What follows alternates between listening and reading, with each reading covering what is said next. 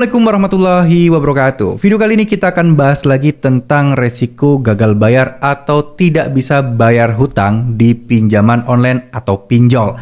Nah, di video kali ini saya akan membahas terkait masalah undang-undang baru yang baru saja disahkan. Apakah peluang kita ketika kita gagal bayar atau telat bayar pinjol bisa masuk penjara jika kita tidak bisa membayarnya dalam waktu yang ditentukan. Nah, di video kali ini akan spesifik membahas ke sana dan mulai banyaknya orang-orang yang berasumsi yang berlebihan terkait masalah penjara, pinjol, dan undang-undang baru ini.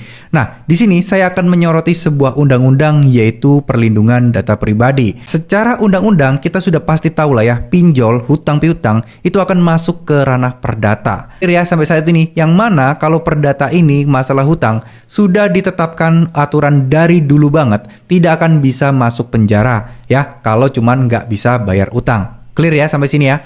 Nah sekarang apa hubungannya undang-undang baru ini, undang-undang perlindungan data pribadi ini dengan pinjol sehingga kalian bisa saja akan masuk penjara, bahkan kena denda bahkan miliaran jika teman-teman melakukan gagal bayar pinjaman online tapi melakukan kesalahan yang disebutkan. Oke, kita akan bahas salah satu undang-undang tersebut, perlindungan data pribadi yang baru saja disahkan.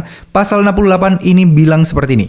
Setiap orang yang dengan sengaja membuat data pribadi untuk menggunakan diri sendiri atau orang lain dapat merugikan pihak lain dipidana penjara paling lama 6 tahun dan denda paling banyak 6 miliar, teman-teman ya. Gede banget. Dan ini penjaranya juga lama banget, paling lama 6 tahun cuman karena nggak bisa bayar pinjaman online. Tapi sambil juga mereka memalsukan data pribadi. Ya, sebenarnya ini tidak dikhususkan untuk pinjol aja, tapi lebih general ketika orang memalsukan KTP, NPWP, intinya dokumen-dokumen palsu, dokumen pribadi kayak akte kelahiran yang diakui negara ya tentunya teman-teman. Nah itu bisa jadi membuat kalian tadinya yang nggak bisa bayar pinjol doang, nggak bakal bisa masuk penjara, sekarang kalian bisa masuk penjara karena kalian memalsukan dokumen pribadi seperti ini. Ya ini harus kalian pahami bahwa ini nggak boleh dan ini sangat berbahaya jika sampai kalian memalsukan KTP hanya demi pinjol itu di ACC. Gawatnya lagi, kalau misalnya kalian bayar tepat waktu, pinjol akan tutup mata dan nggak ngerti juga bahwa kalian memalsukan data. Tapi pasti akan ketahuan jika kalian gagal bayar karena kalian mulai akan diselidiki, dievaluasi dan lain sebagainya.